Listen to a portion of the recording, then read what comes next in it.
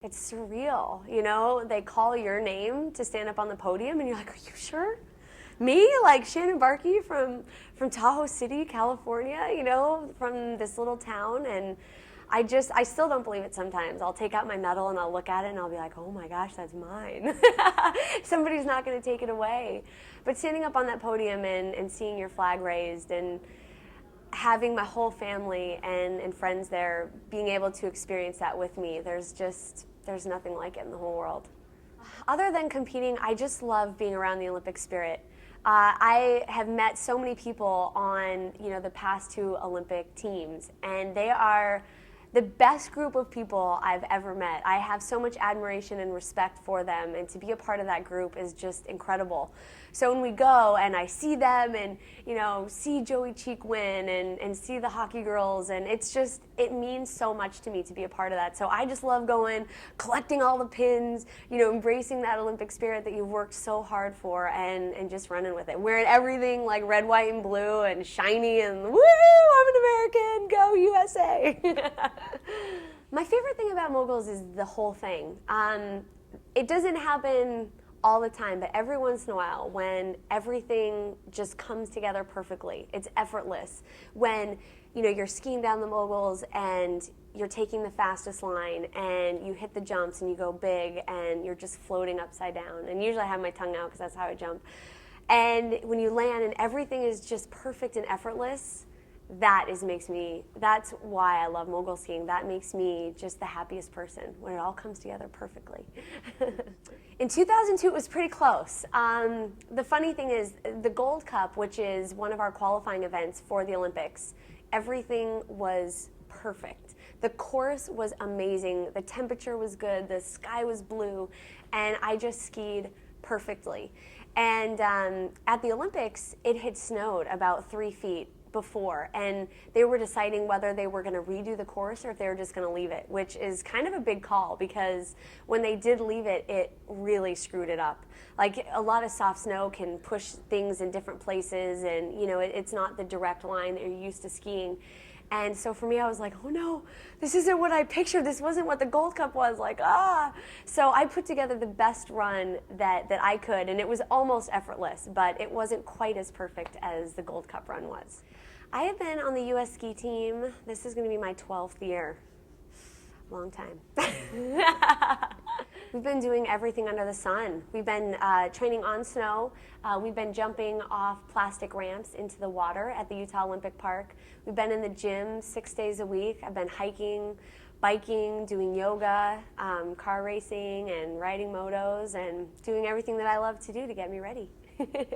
Well, I love competing at night. It's my favorite. I love to stand at the top of the course and, you know, all lights are on you and you've worked hard. This is your moment to shine. But Vancouver is definitely going to be a bit of a challenge. We're actually in an event site that is right outside of Vancouver, so it's a lot lower than Whistler. So we had a test event there 2 years ago and it never went off because of fog. So if everything goes well, it's amazing. You're standing at the top of the course and Vancouver's all right there, and you know, it's just beautiful. So hopefully everything will come together and it'll be like that.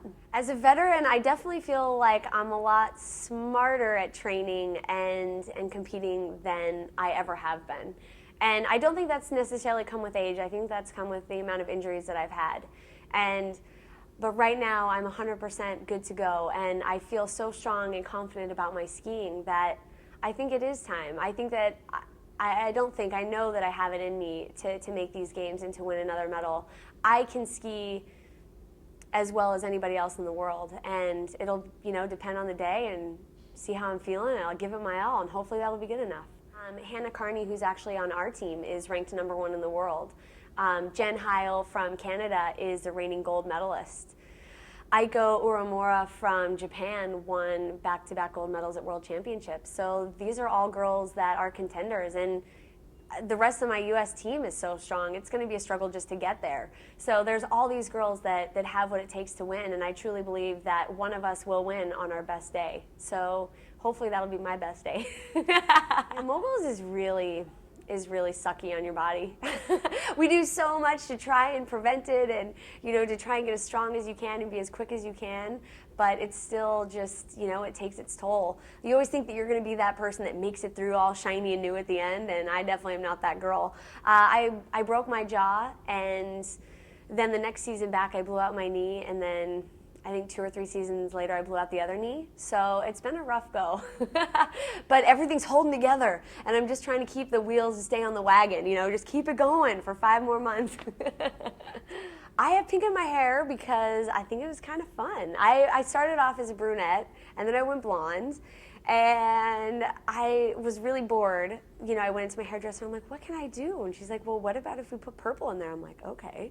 So we started off with like a couple streaks of purple, and then it kind of morphed into pink, and then like the whole shebang.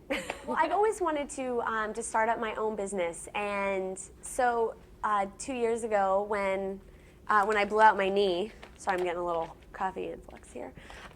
So when I blew out my knee in France, I was just sitting there feeling sorry for myself, like I can't go through this again. Like I can't just sit here and do rehab. So we started up our coffee company, Silver Bean Coffee, and my fiance drove out to Chicago, bought a roaster, and so it began. So it's pretty cool. All of our coffee is ski themed, and this one is actually my blend, the Bahrke blend, which is probably the best one that we've got. Not gonna lie, but it's really fun because for me it's been, I go train for 3 or 4 hours or 5 hours in the morning, and then I can come back and not focus that on skiing anymore. I can go in and roast coffee and package it and ship it, and it kind of gets my mind off it. But the thing that I'm really proud of is I've joined with 24 athletes on the ski team, and everyone has their own labeling. So it's got a picture of them doing what they do best, and then also a story on the back. And it also, the sales that we get from that bag go to the athlete, and then also a charity that they chose. So it's kind of, getting athletes to think about charities and to be more involved in that, because that's something that I'm really passionate about. So I'm hoping that as our company grows, we can grow with the Olympic movement and have,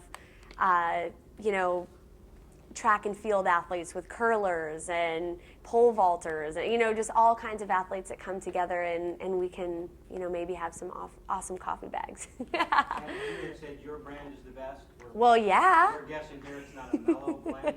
No, it's a good one. What kind of blend it is? Or? Yeah, no, it's really good. It's kind of whatever we feel is special at the moment, and right now we are loving, it's a Sumatra Tanzania blend. So it really is good. It just wakes you up, and I don't know, it just tastes so good. I love it.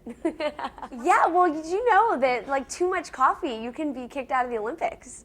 So I think it's something like 6 cups. I don't know, there's like an exact measurement of what you can't have. But I drink a lot of espresso. I love lattes, so that's kind of my vice. And we'll be down at the shop, and we have a professional espresso maker, and so we'll be down there, and I'll make a latte, and then I'll be bagging up coffee and grinding it, and then have another one, and then by the end I'm like, okay, I think I need to stop.